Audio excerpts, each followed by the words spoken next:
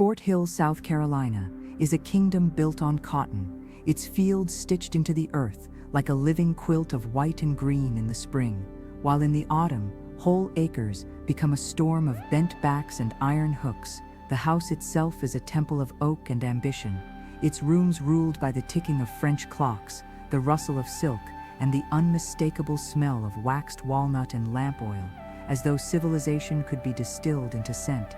In the study, paper crackles under fingernails. Every contract, every loan, each bill of sale for a field hand is pressed into bound volumes, as if the act of writing can banish uncertainty. The Calhoun name is etched into brass plaques at both church and courthouse, declared from podiums and pulpits, a word swollen with pride and sometimes warning. A visiting nephew, unused to the plantation's rhythms, will gape at the silver service and the oil portraits that seem to watch him, but the overseer's whip, resting near the door like an afterthought, is a reminder that wealth here is never purely ornamental. To stand in the parlor is to hear the tick of borrowed time and the faint, metallic scent of coins pressed into palms, loans called in at the start of each harvest, debts settled in kind, not mercy. Down the hall, the mistress's skirts brush the floor in a methodical whisper, but her gaze always lingers on the lawn, where workers move like shadows beneath the live oaks, their voices a hum underneath conversation and carriage wheels. In the kitchen, every cleaver's chop echoes, salt-cured hams hang from the rafters, and molasses seeps into the wood grain, the only sweetness permitted in a house otherwise bound by ledgers. And yet, there is always an undercurrent, a faint pulse beneath all this splendor. Accounts from the quarters describe nights when the wind carries whispers of distant sails, of family split without ceremony, and the creak of a door left ajar, a signal for those who know to look. In a bedroom above the drawing room, a young woman with hair the color of corn silk stares out at the fields, her breath fogging the glass, her fingertips tapping the sill in a rhythm like Morse code for longing. She remembers, as one remembers the scent of lightning on the air, the day she first glimpsed a ledger entry written too quickly, its blur a secret almost missed. The overseer, whose boots are the first and last sound some will ever know, counts his steps between the ledger and the porch, as though one misstep might topple the entire facade. The house, for all its size, cannot hide the draft that slips under the doors, carrying the scent of ash from the slave quarters' hearth, a quiet promise that not all fires can be controlled. Would you erase an entry to save a life, or let the record stand, knowing no one reads the small print? By winter's first frost, the polished floors gleam with reflected moonlight, the inkwells are set aside, and the ledgers remain closed, but the whispers persist. The house, for all its walls and shutters, cannot contain the memories that drift through its halls, stirred by the thud of a gavel in Washington, the clatter of a chain dragged across the yard, or the distant cry of a whippoorwill that some say brings news from the unseen. In the master's study, the ledger remains, its spine cracked from use, its pages heavy with names and numbers, a monument to order, but also to silence. Yet one page, the one with the blotted ink, remains just obscure enough that sometimes, in the right light, it almost seems to breathe, as though waiting for someone to read between the lines, to uncover the story beneath the figures, to hear what the house will not say aloud, that no fortune is ever truly safe, and no ledger can account for every living heart. There is a bedroom at Fort Hill where the paper on the walls is patterned with trailing vines, and if you press your ear to the glass after dusk, you can sometimes hear the distant rhythmic clang of a hammer, an echo that never quite fades, no matter how tightly you close the shutters. This is the room of the youngest Calhoun daughter, a girl who has learned by necessity to watch more than she speaks. Her gaze is restless, drawn to the margins, a tutor dismissed without explanation, a favorite house servant sold south, a sudden quiet at meals where only the clink of silverware fills the space. The Calhouns, after all, move through their days according to rituals as unyielding as the brass schedule of prayers hanging by the grandfather clock. Yet this daughter marks every tremor in their routine, every fissure in the household's polished surface. The room smells faintly of lavender and lamp oil. Her hands, ungloved when she is alone, trace the grain of the oak writing desk, pausing where the varnish has worn thin. Each morning, she watches the sun rise through the muslin curtains, counting the shadows of field hands as they pass beneath the live oaks, their voices low but unmistakable. The law forbids her to speak to them, but not to notice the way their shoulders move, the way their songs seem to answer the wind. Her governess once warned her that curiosity is a dangerous virtue for a woman, but it is the one heirloom the family cannot confiscate. She wonders, sometimes, how many women before her have sat at this window, watching as Fort Hill grows richer, grander, and more secretive with each passing harvest. Her days are a study in measured restraint: morning prayers, embroidery lessons, supervised walks through the gardens where every rose is as pruned and contained as the household itself. But there is a world beneath the surface. For every correct curtsy, there is a whispered warning between enslaved women in the kitchen. For every lesson completed in the parlor, there is a murmured bet between the field hands about the next sale. She learns to read the ledger of silences, the unwritten history that pulses beneath Fort Hill's veneer of order. The overseer's boots, heavy on the porch steps, send a ripple through the house. The master's temper flares like a struck match, then is doused just as quickly with bourbon and business. What happens to the old cane cutters, she wonders, once their hands grow too slow for the fields? Where do the ledgers say they have gone, and do those pages ever flutter in the night, as if restless with untold stories? Would you remember every omission, or let the erasures blur into the background, like ink dissolved by lamplight? She is not supposed to see the ledger herself, but in a rare, unguarded moment, she catches a glimpse, an entry written too hastily, a blot where ink has spilled, the faint impression of a word scratched out.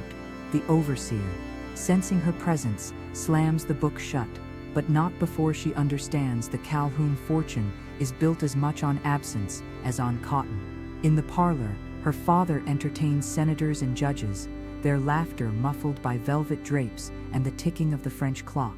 But upstairs, she listens for the sound of boots on gravel, of chains rattling out by the quarters, of a hammer striking iron in the night.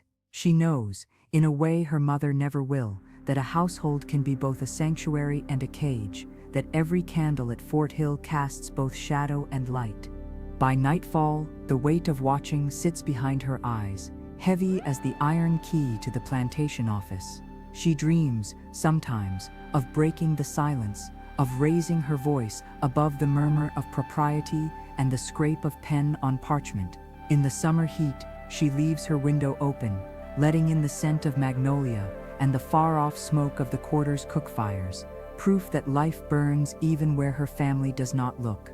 As she drifts toward sleep, the last sound she hears is the overseer's whip, cracking once, twice, against the stillness, not a warning, but a reminder that every silence at Fort Hill is held in place by force. Yet even now, as she pulls the quilt over her shoulders and watches the moonlight play across the oiled floor, she knows that no wall, no custom, not even the Calhoun name itself, can keep a heart from wondering, from watching, and perhaps from waking. There is a sound at Fort Hill when the house is asleep, a pulse beneath the plantation's quiet that the Calhouns never seem to hear, the clang of a hammer meeting iron, ringing across the fields like an unspoken promise. The forge, a low stone building with a roof that smothers the night's glow, belongs to the plantation's blacksmith, a man whose hands are mapped with scars as intricate as the vines on the heiress's wallpaper. When the rest of the quarters fall silent, the bellows sigh, the coals glow like embers in a dog's eye, and the hammer's rhythm becomes its own kind of language. It is here, between the strike and the sizzle, that the youngest Calhoun daughter sometimes finds herself, her slippers whispering against the tamped earth, her shadow flickering on the wall as she watches the blacksmith work. The air in the forge is thick with the scent of smoke and molten metal, a mix that clings to wool and skin and memory. When the nights are warm, the blacksmith sometimes leaves the door cracked, and the breeze that slips through carries the scent of honeysuckle from the far side of the quarter. They do not speak at first, forbidden by more than just plantation law, by more than just the ledger and the lash. But a shared curiosity is a hard thing to extinguish. He glances at her from beneath his brow, his eyes reflecting the fire's glow. She, in turn, studies his hands as he turns a piece of wrought iron into a latch, a hook, a tool that will ease some small burden at the plantation. He is careful to keep his distance, to pretend he does not see her in the doorway. She to look as though she is only passing by, her footsteps light as moth wings on a summer night. But their silence becomes its own kind of negotiation, a fragile truce between danger and discovery. Months pass, and the meetings become unspoken rituals. She with her shawl wrapped tight around her shoulders, he with the fire reflecting in his sweat. Sometimes she asks him to show her how to work the bellows, and though he hesitates, he teaches her the rhythm. The heat licks at her bare arms, the scent of scorched cotton mingling with the tang of iron, and for a moment the plantation's rules seem to lose their force. Sometimes he lets her hold the tongs, and together they shape a piece of scrap into a small, useless thing, a leaf, a star, a token that would mean nothing to anyone but them. In these moments, the forge's glow feels less like fire and more like stolen daylight, a brightness that defies both the night and the ledger's order. Would you risk everything for such a small moment of connection, or turn away and let the night swallow the proof? Whispers begin, of course, soft as moths, but just as tenacious. The overseer's boots pause outside the forge's half-open door, listening for voices that do not belong. The master's horse, restless in its stall, whinnies as though sensing intrusion. Even the field hands, who say little and see much, glance sideways at the pair, marking when the heiress's footsteps do not return directly to the house. The plantation's silence, usually so absolute, becomes a fragile thing, threatened by every glance, every accidental brush of fingers over a cooling piece of metal. Yet the two continue their dance, each step weighted with the knowledge that discovery would mean separation, punishment, perhaps worse. The blacksmith's hammer, once a tool of labor, becomes a metronome for their stolen time, each strike a reminder of what is at stake. Then, one night, as the rain drums gently on the forge's roof, they stand closer than before, close enough to feel the heat radiating from the anvil, close enough for him to see the freckles on her cheekbone, for her to notice the scar above his thumb. The air smells of wet wood and hot iron, and the flames cast shifting patterns on the wall, as though the night itself is conspiring. He hesitates, then touches her wrist, a gesture so small it would go unnoticed in the ledger. But here, in the glow of the forge, it is an act of quiet defiance. For a moment, the plantation's order falters, the distance between them collapses, and what began as curiosity becomes something forbidden, something alive. The rain outside intensifies, and the sound of it on the roof is loud enough to hide their voices, should either speak, but neither does. Instead, the silence between them is its own kind of conversation, one that requires no ink, no ledger, no law. And so, in the shadow of the forge, in the scent of smoke and damp earth, in the pulse between his hammer and her heartbeat, a secret is born, one that will not, cannot, be recorded in any official record, but will live nonetheless, bright and dangerous, as a forgotten coal burning in the dark. That night, when she returns to her room, her hands still smell of iron, her breath still quickens with the memory of firelight, and the plantation's accustomed quiet suddenly feels like a lie, waiting to unravel. There is a sound at Fort Hill when the house is asleep, a pulse beneath the plantation's quiet that the Calhouns never seem to hear, the clang of a hammer meeting iron, ringing across the fields like an unspoken promise. The forge, a low stone building with a roof that smothers the night's glow, belongs to the plantation's blacksmith, a man whose hands are mapped with scars as intricate as the vines on the heiress's wallpaper. When the rest of the quarters fall silent, the bellows sigh, the coals glow like embers in a dog's eye, and the hammer's rhythm becomes its own kind of language. It is here, between the strike and the sizzle, that the youngest Calhoun daughter sometimes finds herself, her slippers whispering against the tamped earth, her shadow flickering on the wall as she watches the blacksmith work. The air in the forge is thick with the scent of smoke and molten metal, a mix that clings to wool and skin and memory. When the nights are warm, the blacksmith sometimes leaves the door cracked, and the breeze that slips through carries the scent of honeysuckle from the far side of the quarter. They do not speak at first, forbidden by more than just plantation law, by more than just the ledger and the lash. But a shared curiosity is a hard thing to extinguish. He glances at her from beneath his brow, his eyes reflecting the fire's glow. She, in turn, studies his hands as he turns a piece of wrought iron into a latch, a hook, a tool that will ease some small burden at the plantation. He is careful to keep his distance, to pretend he does not see her in the doorway, she to look as though she is only passing by, her footsteps light as moth wings on a summer night. But their silence becomes its own kind of negotiation, a fragile truce between danger and discovery. Months pass, and the meetings become unspoken rituals. She with her shawl wrapped tight around her shoulders, he with the fire reflecting in his sweat. Sometimes, she asks him to show her how to work the bellows, and though he hesitates, he teaches her the rhythm. The heat licks at her bare arms, the scent of scorched cotton mingling with the tang of iron, and for a moment, the plantation's rules seem to lose their force. Sometimes, he lets her hold the tongs, and together they shape a piece of scrap into a small, useless thing, a leaf, a star, a token that would mean nothing to anyone but them. In these moments, the forge's glow feels less like fire and more like stolen daylight, a brightness that defies both the night and the ledger's order. Would you risk everything for such a small moment of connection, or turn away and let the night swallow the proof? Whispers begin, of course, soft as moths, but just as tenacious. The overseer's boots pause outside the forge's half-open door, listening for voices that do not belong. The master's horse, restless in its stall, whinnies as though sensing intrusion. Even the field hands, who say little and see much, glance sideways at the pair, marking when the heiress's footsteps do not return directly to the house. The plantation's silence, usually so absolute, becomes a fragile thing, threatened by every glance, every accidental brush of fingers over a cooling piece of metal. Yet the two continue their dance, each step weighted with the knowledge that discovery would mean separation, punishment, perhaps worse.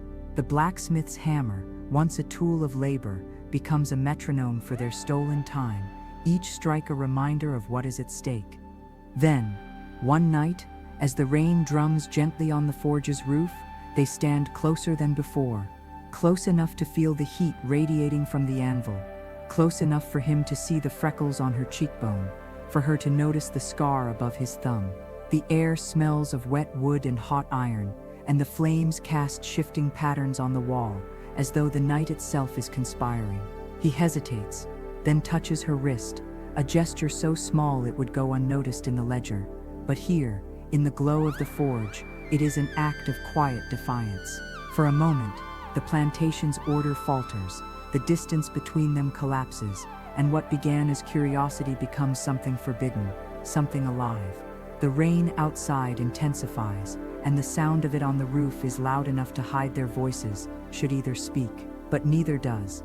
Instead, the silence between them is its own kind of conversation, one that requires no ink, no ledger, no law. And so, in the shadow of the forge, in the scent of smoke and damp earth, in the pulse between his hammer and her heartbeat, a secret is born, one that will not, cannot, be recorded in any official record, but will live nonetheless, bright and dangerous as a forgotten coal burning in the dark. That night, when she returns to her room, her hands still smell of iron, her breath still quickens with the memory of firelight, and the plantation's accustomed quiet suddenly feels like a lie waiting to unravel. There comes a morning at Fort Hill when the Calhoun daughter wakes to the scent of camphor rising from her pillow, a sharpness that cannot mask the nausea flooding her with every movement. The house is still, the only sound a single dove calling from the oak, but beneath her skin, the truth hums like a tuning fork struck. She is carrying a child. In the looking glass, her face is unfamiliar, the bones sharper, the gaze shadowed, the hands restlessly tracing the silk of her nightdress, as if checking for cracks in her composure. She knows, as every woman of the household knows, the line between discovery and disgrace is thinner than a strand of her own hair. the difference between life and ruin, as fragile as the last frost on the sill. Downstairs, the plantation office smells of ink and oak, the scratch of the quill echoing the overseer's footsteps above, each one a reminder of systems built to preserve bloodlines.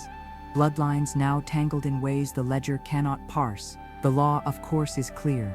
A woman's body is not her own, not in this house, not in this state, not when the future of the Calhoun name is at stake. The codes of 1843 South Carolina are as unyielding as the ledger's spine, and the penalty for intimacy between a white woman and an enslaved man is worse than silence. It is erasure of body, of legacy, of future. The heiress has learned, from half-heard whispers and sudden disappearances among the household staff, that the overseer's whip is not the only weapon at Fort Hill. There is also the quiet violence of Sale, the unsmiling doctor summoned from Pendleton, the hastily worded letter to a distant cousin. Would you confess your secret to a stranger, or seal your lips tighter than a ledger binding? In her bedroom, the Calhoun daughter grips the bedpost, knuckles pale against dark wood, and wonders how many times the doctor's bag has passed through these halls. How many women have stood where she stands, caught between a choice that is no choice at all. She recalls the day the overseer struck a field hand for insolence, the way the man's back became a map of welts, how the Calhouns sat at supper, as though nothing had happened. She remembers her brother's voice, raised in Washington, claiming that the plantation economy is the natural order, that the races were never meant to mix, and she wonders if he has ever seen a man flinch at the sight of his own child. The air in her room, always thick with the scent of lavender and lamp oil, turns cloying, and she unfastens the shutter, letting in the coolness of morning, the scent of turned earth and distant rain. And so, in the shadowed corners of the house, a new dance begins. She learns to time her steps, to avoid the overseer's glance, to make her sickbed a fortress and her silence a shield. The physician, an aging man with eyes like chips of flint, examines her with hands that smell of carbolic and pipe smoke, his questions sharp as a scalpel. She tells him what he wants to hear. Bad oysters, a fever in the night, the grip of autumn damp, and watches his face for disbelief. He leaves her a vial of tonic, bitter as gall, but she does not drink.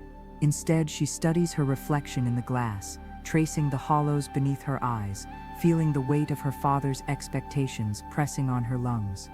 At night, she lies awake, listening to the creak of the bed frame, the whistle of the wind through the shutters, the faint hum of the quarters beyond the lawn. She thinks of the blacksmith, his hands calloused from the forge, the way he looked at her in firelight, and she wonders if he knows, if he fears, if he dares hope. She turns the events of the last months over and over in her mind, searching for a way out, an herb from the root doctor in the quarters, a coach to Charleston, a note tucked into a seam, but every path ends in loss, either for her, for him, for the child, or for all three.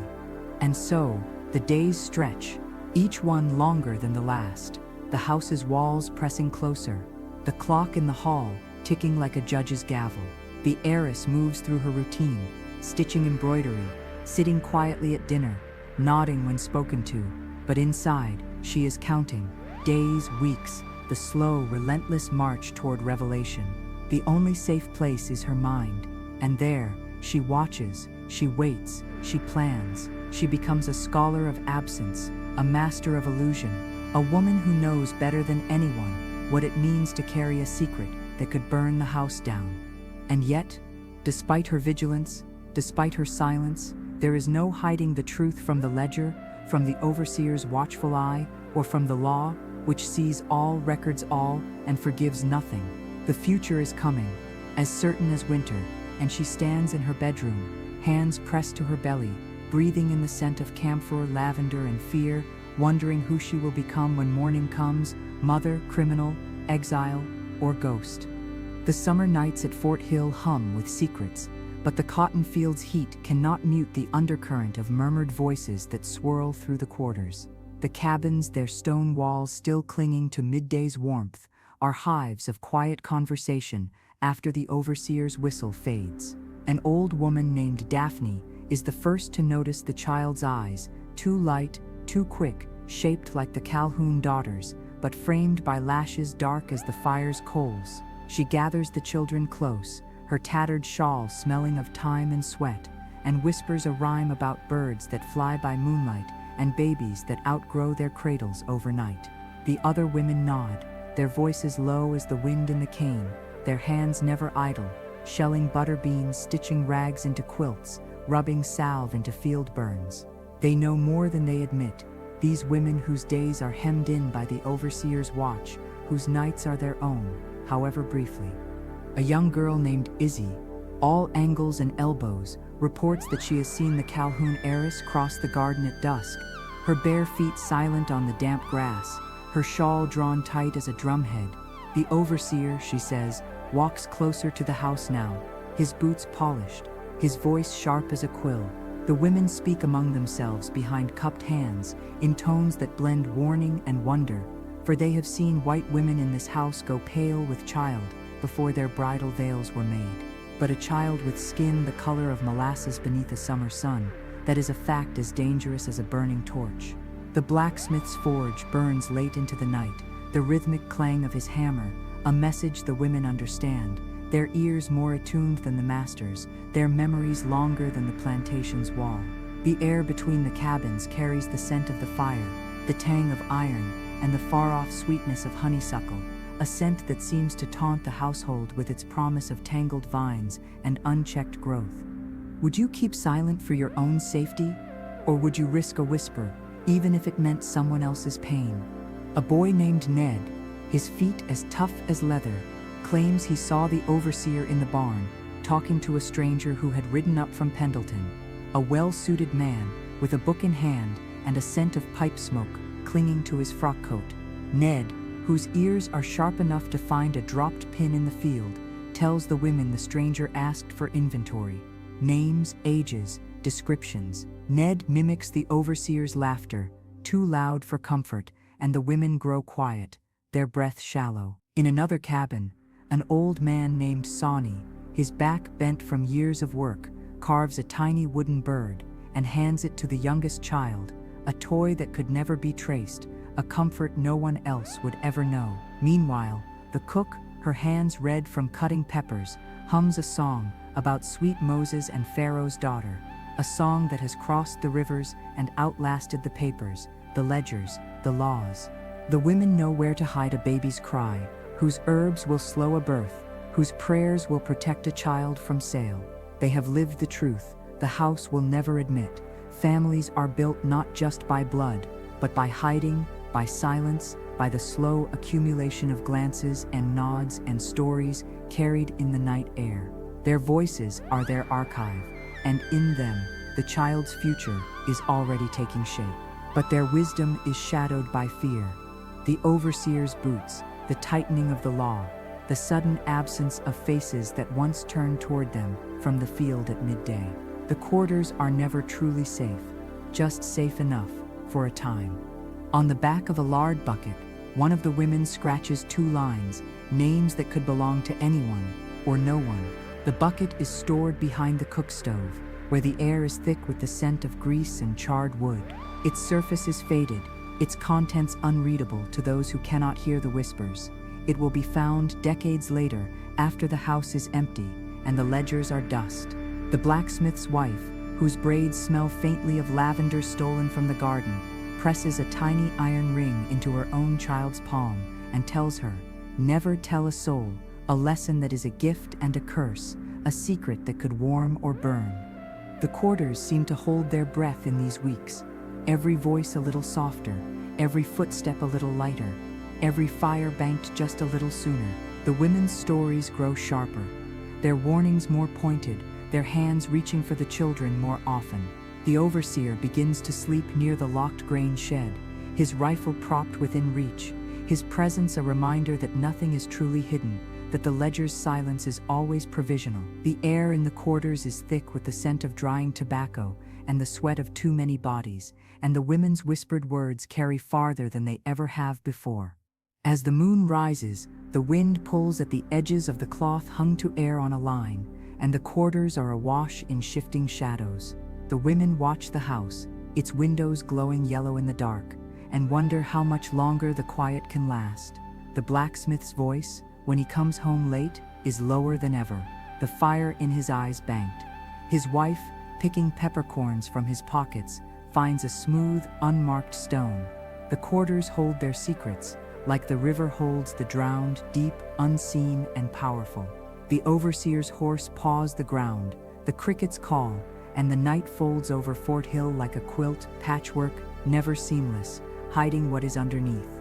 The air inside Fort Hill's drawing room is thick with beeswax and the scent of bourbon spilt on polished mahogany.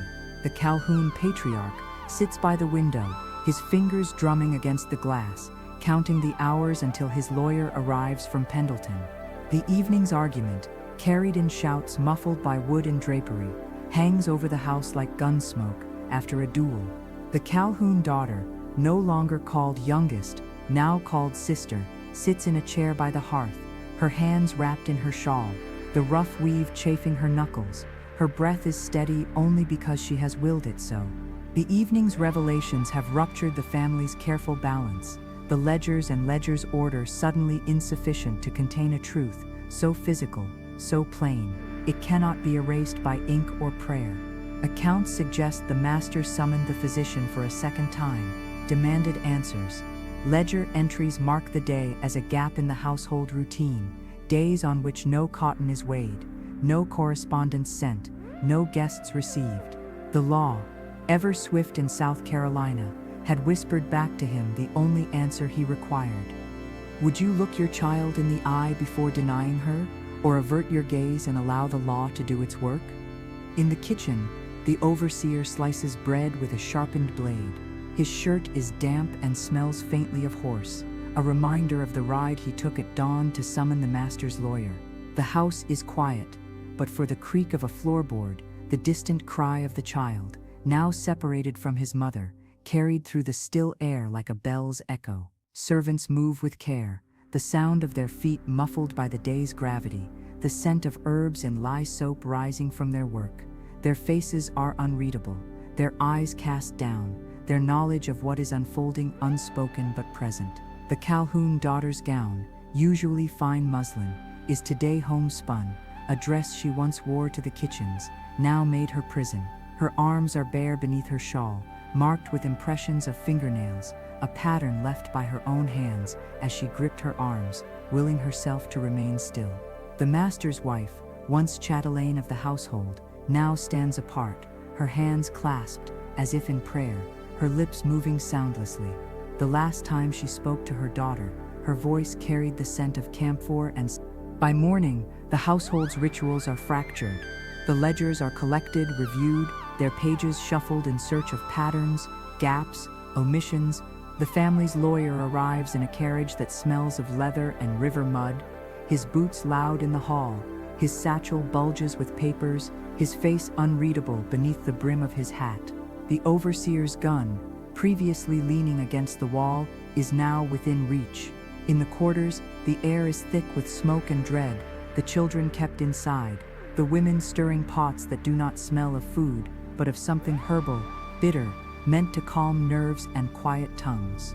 The Calhoun daughter's gaze, once restless, is now fixed and distant, as though she is already seeing another life, another world, one in which her choices are remembered differently. At noon, the master walks out to meet the overseer by the barn, the two men speaking in low tones, the wind carrying bits of their conversation, words like disposal, arrangement, authority. The law, ever present, smiles from the margins of the ledger. According to the statutes, the child is now the master's property, to be used, sold, or discarded as necessary. The mother, meanwhile, is consigned to her bedroom, her meals brought up on a tray, her privacy revoked, her voice reduced to whispers behind closed doors. The overseer's boots now frequent the stairs outside her room. By nightfall, the family's wrath has already begun to unmake the lives it once made. The Calhoun daughter sits by her window, her breath fogging the glass, her fingernails tracing the panes like a prisoner marking the passage of time. She recalls a story. The patriarch once told it to her, at supper, of a fox caught in a trap, gnawing its paw to escape. The moral pain is the price of freedom, but only if you can bear it, only if you can live with what remains. She presses her forehead to the cool glass, listens for the baby's cry, but hears only silence, not peace, but a vacancy. The overseer's boots, still echoing outside her door, are a warning and a promise. Some ledgers can be altered, some lives erased, some truths held at bay only so long.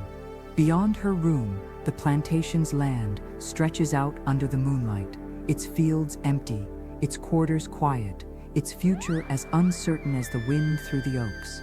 The law will have its say, the church will keep its silence, the ledgers will record what must be recorded. But inside the house, a mother's hands still ache, a child's cry still echoes in memory, and the iron ring, for now, remains unspoken, silent, hidden, waiting to be claimed by a past that has not yet ended. The stench of smoke curls through the windows of Fort Hill long before dawn, threading past the curtains and into the rooms where the Calhouns sleep, restless between silk and linen. The sky outside is not yet gray, not yet morning, but already it glows orange above the quarters, first a flicker, then a line, then an appetite. The overseer is already out there, boots pounding the damp earth, his voice sharp as a whip, giving orders that scatter through the smoke like sparks. The Calhoun daughter, roused by the clamor, presses her hands to the glass, her breath a pale ghost against the panes. She watches flames leap from roof to roof, the barracks of stone and wood collapsing into embers, the gardens she once walked with the blacksmith, now would you run toward the fire, or let it erase what the ledger could not contain? Downstairs, the household stirs to life, lanterns lit, voices raised, feet heavy on the stairs. The master, half-dressed, barks for the overseer, for the sheriff, for someone to explain what has happened. The house, usually so ordered, is now chaos. A maid drops a tray, china shattering on the tiles. A man's silhouette looms in the doorway, blocking the light. The scent of singed cotton and salt pork drifts in with the servants rushing past. The Calhoun daughter, still at the window, hears the crackle of burning timber, the low moan of a beam giving way, the distant rhythmic thud of a bucket brigade forming at the well.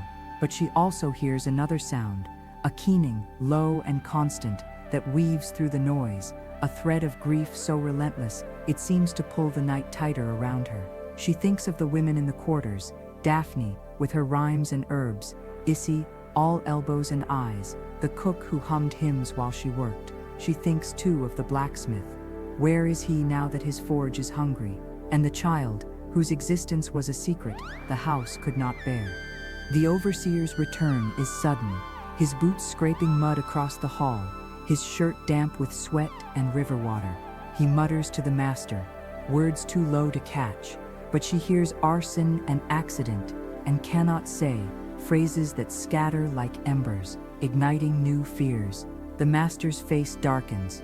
He turns to the sheriff, who arrived with saddle leather and gun oil on his coat, and the two men disappear into the study, a room suddenly thick with the scent of whiskey and suspicion. The law, embodied now in the sheriff's brass buttons and the master's clenched jaw, has questions: who started the fire? Why now? Was it escape, or erasure, or simply the spark of a lamp overturned in haste? The Calhoun daughter, still upstairs, presses her forehead to the glass, her skin chill despite the heat of the flames. She remembers the stories whispered among the field hands, tales of men and women who disappeared into the night, of children who vanished between one harvest and the next. She wonders if fire, for all its violence, can be a kind of mercy, a way to burn away the evidence, to leave only ash and questions in its wake. But mercy is not a word often spoken at Fort Hill, and the smell of burning is not an absolution, but a warning. Outside, the night is alive with motion and noise, horses galloping, men shouting, the hiss of water meeting flame. The quarters, once a cluster of stone and shadow, are now a pyre, their walls crumbling, their secrets exposed to the sky. The light of the fire flickers across the faces of the gathered, enslaved and free, master and maid, all united for a moment by the spectacle of destruction. The overseer's whip, usually so present, is nowhere to be seen. In its place is a bucket, a shovel, a shared urgency to save what can be saved. But beneath the activity, the air is thick with something else: suspicion, fear, the unspoken knowledge that this fire was not random, that it was born of the same tensions that have simmered beneath Fort Hill's surface for years. The sheriff's gaze lingers on the faces of the field hands. The master's fingers drum against his thigh. The Calhoun daughter, watching from above, feels the weight of something shifting, something irrevocable. By dawn, the fire is spent, the quarters reduced to smoldering heaps of stone and charred timber. The air is thick with the scent of wet ash and something richer, darker, the smell of endings, of secrets turned to vapor. The master and the sheriff walk among the ruins, boots crunching on debris, voices low. The overseer hovers at the edge, his usual swagger subdued, his eyes darting from face to face, as if searching for guilt, for defiance, for a story that matches the one he will tell. The Calhoun daughter, finally descending the stairs, steps into a hallway that smells of smoke and lamp oil, of fear and something like relief. She knows, as everyone at Fort Hill now knows, that some fires cannot be put out with water, some burns linger, some scars are as deep as the soil, and some questions once asked can never be unasked. As the sun rises over the smoldering ruins, the only sound is the slow drip of water from the buckets, the creak of a beam settling, the distant call of a whippoorwill, a bird whose cry, some say, carries news from the unseen world. The overseer's horse, restless in its stall, paws the ground. Somewhere, a child coughs. The women from the quarters huddle together, their voices low, their faces turned from the light. And the Calhoun daughter, standing at the edge of the devastation, realizes that the fire has not just destroyed, it has revealed. In the ashes, in the silence, in the spaces where the quarters once stood, there is a truth too stark to ignore. Fort Hill is not just a house, not just a name, but a place where the past is always burning and the future is never certain. The fire, for all its fury, has left behind something more dangerous than ruins. It has left memory, and memory, as the overseer knows well, is the one thing that cannot be whipped into silence. There is a morning at Fort Hill when the overseer's horse stands hitched by the front steps before sunup, its flanks steaming in the damp, its breath frosting as it stamps and pulls at the reins. The scent of fresh straw and river mud drifts from its hooves, and its nostrils flare as the overseer emerges, dragging a sack that scrapes against the stones with a sound like a knife on slate. The house, usually stirring with the first light, is preternaturally still. No voices carry from the kitchen, no footsteps echo on the stairs, no clink of silver sounds from the breakfast room. The Calhoun daughter, locked in her room, presses her forehead to the window pane, straining to hear any cry, any word, any sign. She waits for the sound she dreads most, the shrill protest of a child being taken, of a life being wrenched from its moorings. But the morning yields only silence, heavy and unbroken. Accounts from the quarters, passed in whispers between buckets drawn from the well, say the child is bundled in a blanket that once belonged to the heiress herself, a scrap of fine wool that smells of lavender and grief. The overseer's boots are dulled with mud from the previous night's rain. His spurs chime softly as he lifts the bundle into the arms of a stranger, a man whose hands are chapped and whose coat smells of tobacco and lamp oil. There is no ceremony, no farewell, only a businesslike exchange, a nod, a receipt tucked into a pocket, the soft creak of saddle leather as the stranger mounts and wheels his horse toward the river road, the child cradled before him, already fading from memory, from the ledger, from the life he was meant to have. Would you have let your child be taken, knowing silence was the only protection you could offer, or risked everything for a last, desperate embrace? The child's journey is marked by the rhythm of hooves on wet earth, the lap of water against the dock, the clang of chains as the riverboat casts off. There is no cradle song, only the creak of timber, the slap of rope against mast, the distant cry of a heron startling from the reeds. The towns along the river have names lost to legend, their streets lined with warehouses and offices where men in tall hats study papers by lamplight, their hands never quite clean of ink. The child, too young to speak his own name, is passed from hand to hand, each transfer a fresh erasure, each new holding pen a world away from the stone barracks and the iron ring left behind in hiding. The women who receive him, whose skirts rustle with the coins they keep sewn into the hems, know not to ask questions, not to wonder at the lightness of his skin or the curl of his hair. They know only that he is merchandise, his future as negotiable as the cotton bales stacked on the dock, his value measured in silence and forgetfulness. In the quarters at Fort Hill the women gather, their voices low as bees in a hive, their fingers busy with mending and plaiting and the husking of corn. They do not speak of the child directly, but their stories shift, now threaded with tales of children stolen in the night, of mothers who wake to empty cradles, of rivers that carry secrets downstream. The scent of wood smoke and stewing greens fills the air, but beneath it is the sharper tang of loss, of memory stretched thin. The blacksmith, returning from a journey to Pendleton, or was it Greenville, finds his tools untouched, his forge cold, his name scratched from the new roster posted by the overseer's office. He asks no questions, makes no demands, but his hands shake as he lifts his hammer, as if it is suddenly too heavy for him to bear. The plantation office, usually a hive of activity, is quiet, the ledgers open on the desk, the inkwell dry, the master's quill lies untouched, the page where the child's name should be recorded, left blank, no birth, no baptism, no bill of sale. The oversight is not accidental, but deliberate. A gap in the record, a hole in the story, a silence maintained by mutual consent. The law, which sees all and forgives little, demands a reckoning for transgressions. But there is no reckoning here, only absence, only space where a life should be. The house itself, for all its grandeur, feels emptier, its walls echoing with the memory of a voice never raised, a laugh never heard, a future never claimed. At night, the river moves on, carrying barges and steamboats, and the occasional scrap of song. Somewhere downstream, the child sleeps beneath a quilt, pieced from remnants, his breath even, his dreams untroubled. For now, he will grow up in a world that will not claim him, among people who will not know his story, his name, his mother's face. He will learn to speak, to work, to hide the iron ring pressed into his palm by hands he cannot remember. The river, for all its depth and noise, cannot wash away the mark of his birth, nor the silence that surrounds it. He will carry both, unseen but felt, like a scar beneath the skin, like a memory waiting to be found. The overseer's horse, returned to its stable, snorts and paws the straw, its coat still damp from the morning's ride. The house, the quarters, the fields, all go about their business, as though nothing has happened. But beneath the routine, beneath the rhythm of plantation life, there is a hollowness, a space where a child should be.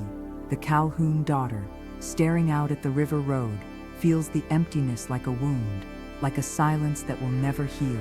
She knows, as only a mother can, that the ledger's greatest lie is not its ink, but its omissions. The lives erased, the stories untold, the futures stolen in the night. The river flows on, indifferent, carrying its secrets toward the sea, where even the strongest current cannot wash them clean. The smell of parchment and dust lingers in the attic at Fort Hill, where stacks of old ledgers, yellowed letters, and a family Bible have lain untouched for years, their edges softened by humidity and time. In the months after the fire, after the child's disappearance, after the silence that swallowed her voice, the Calhoun daughter returns again and again to this space, drawn by the chill of unspoken truths and the musty perfume of forgotten stories. Here, beneath the eaves where mice scuttle and sunlight filters in motes through a single cracked window, she finds a kind of sanctuary, one where her grief, her guilt, and her defiance can exist together, if only for an hour at a time. The air is thick with the scent of cedarwood and old ink, and every breath brings with it the echo of her own history, waiting to be remembered or erased. At first, she thinks of hiding, of folding herself into a corner, of becoming as invisible as the ledger's missing entries. But as weeks pass, and the household resumes its rituals of prayer and politeness, she realizes silence is not enough. If the ledgers can lie, so can she, not with her absence, but with her words. She runs her fingers along the Bible's worn spine, feeling the ridges where the gold foil has dulled, and pauses at a flyleaf marred by a faded blot of ink. With a quill sharpened to a fine point, she begins to write, her shaking hand betraying neither anger nor sorrow, simply necessity. The ink is watery, the letters uneven. She writes in the margins, between prayers beneath birth records, words meant for a future that may never come, but which she cannot help but hope for. She presses her palm to the page, and for a moment her fingers remember the forge's warmth, the texture of the iron ring, the beat of her own secret. Would you leave your truth where anyone could find it, or hide your words so deeply that only fate could uncover them? The Calhoun daughter, who once watched from her window, who once feared every shadow, now moves through the house in calculated rhythms, her presence unremarkable, her eyes downcast as she passes the overseer on the stairs. She learns the schedule of the maids, the habits of the manservant, the intervals when the master's study is empty. She watches the way the light falls through the muslin curtains at midday, the way the clock on the landing chimes the hours, the way the overseer's whistle, once so sharp, has lost its edge. The house, for all its grandeur, is now a place of waiting, waiting for forgiveness, for forgetfulness, for the next turning of the seasons. She knows that her words tucked into the Bible are a risk, but she also knows, from the hushed voices in the quarters, that some silences can be broken. On the first day of the new year, a visiting minister comes down from Pendleton, his coat smelling of snow and road dust, his voice gruff with age and tobacco. He sits at the head of the table, his face impassive as he reads from the family Bible, passages about justice and mercy, about the sins of the fathers and the secrets of the heart. The Calhoun daughter watches his fingers, roughened by years of ministry, as they turn the pages, pausing over dog-eared corners and hastily inked notes. She glances at the overseer, who stands near the door, arms crossed, and at her father, who sips bourbon and pretends not to notice the minister's hesitation. The air in the room is thick, with the scent of pine boughs and beeswax, with the weight of words unsaid and stories untold. She waits, heart pounding, for some sign that her confession has been found, that her truth has been heard. But the moment passes, the Bible closes, and the assembled guests stand to sing a hymn. In the months that follow, the household returns to its rhythms, cotton, ledgers, prayers, guests. The Calhoun daughter's gowns are mended, her hair pinned with combs, her smile forced at supper. She walks the grounds, her pace measured, her senses attuned to the slightest shift, the way the river sounds different after rain, the way the overseer's boots are softer on the stairs, the way the minister returned in spring, asks after her health with a weight she cannot quite name. She notices, too, how the servants glance at her when they think she is not looking, how their voices drop when she enters a room, how the air in the kitchen smells of rosemary and something sharper, hope, perhaps, or memory.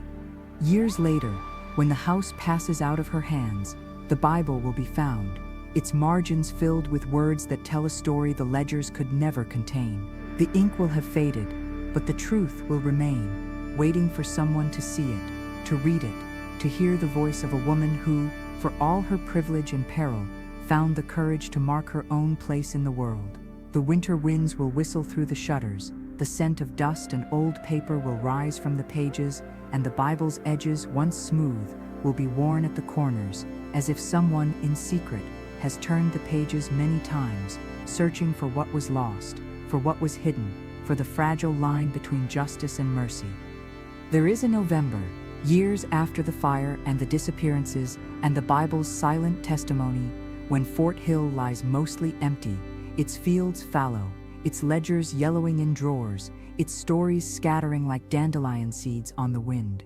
The house, once polished, now wears a patina of dust and sorrow, its floors creaking under feet that belong neither to Calhouns nor Clemsons, but to strangers and students and scholars who come and go with the seasons. The air inside is cool, laced with the scent of old varnish and the faint tang of iron, a scent that clings to the door hinges, the balustrade, the key resting on the mantel, grown dull from disuse. There is a hollowness here, as if the house itself is holding its breath, waiting for something long deferred. Years have passed since the overseer's whistle, since the crack of the bullwhip, since the river carried the child away. The world has turned. South Carolina has fallen, slavery abolished, the old order dismantled, and yet some truths remain, buried but not forgotten. One day, a man walks up the drive, his steps echoing in the stillness, his coat plain, his posture erect. He was not born on this land, but his blood contains its history, his memories shaped by stories told in hushed tones, by mothers and aunts, by words written in margins, by a ring passed from hand to hand, from hiding place to hiding place, until it found its way to his palm. He stands now before the house, feeling the weight of the iron ring in his pocket, its edges warmed by his skin, its surface worn smooth by generations of secrecy.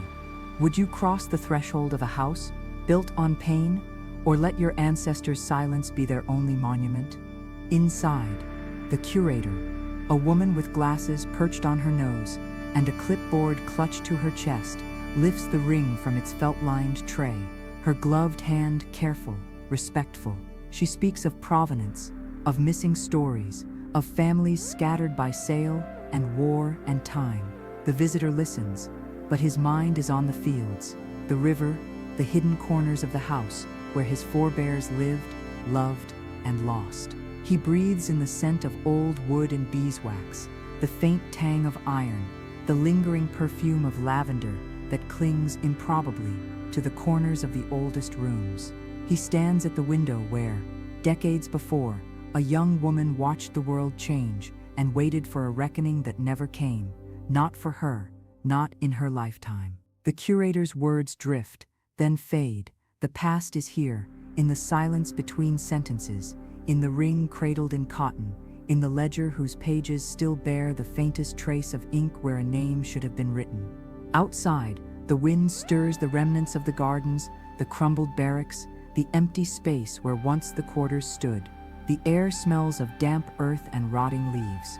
A wood thrush calls from the shadows, its song clear and sad, a lament for things lost and things remembered.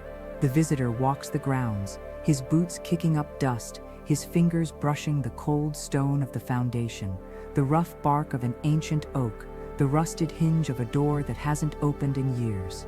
He pauses by a patch of earth that might once have been a garden tended by women whose names are forgotten, and when he leaves, the curator replaces the ring in its case, the glass lid clicking shut with a sound like a key turning in a lock, like a ledger closing, like a stone sealing a tomb. The house, empty once more, waits not for the return of its former masters, but for the next visitor, the next story, the next chance for the past to speak its truth. The fields beyond are quiet, the river far away, the ring's story only half told. But for now, the scent of iron lingers, a whisper of memory, a promise that some things, once lost, can still be found. If only you know where to look, if only you are brave enough to ask, if only you are willing to listen. The parlor of Fort Hill is quiet now, the air scented with wax and lavender, the sunlight falling in pale rectangles across the floor, where guests once spoke in hushed tones of politics and power.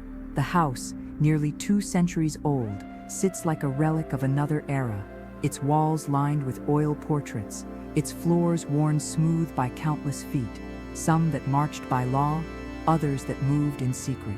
There are tours these days, visitors with curious eyes who file through the rooms, listening to stories of John C. Calhoun, of compromise and nullification, of the rise and fall of a political dynasty. The ledgers, once jealously guarded, now sit in glass cases, their pages open for anyone to see, columns of cotton, lists of supplies, and in the margins, the faint scratchings of a life the house tried to forget. Clemson +1. Visitors drift from room to room, their voices low in the presence of so much history, their footsteps soft on the aged wood. Some pause by the window, gazing out at what remains of the gardens, the grass grown wild, the stones of the old slave quarters almost hidden by nettle and clover. Some lean closer to read the names on the inventory lists: Sawney, Tilla, Ned, Issy, each a silent echo of a life once measured in bushels. Would you believe the story the ledgers tell, or search for the echoes between the lines? In the museum's archive, there is a box that contains the iron ring, the one that passed from hand to hand, from memory to memory, from silence to silence. A curator, gloved hands trembling, lifts it from its velvet bed and describes its journey, found in an attic, donated by a distant relative, provenanced through oral history, research, and guesswork. The ring is small, unadorned, its surface dulled by time and touch.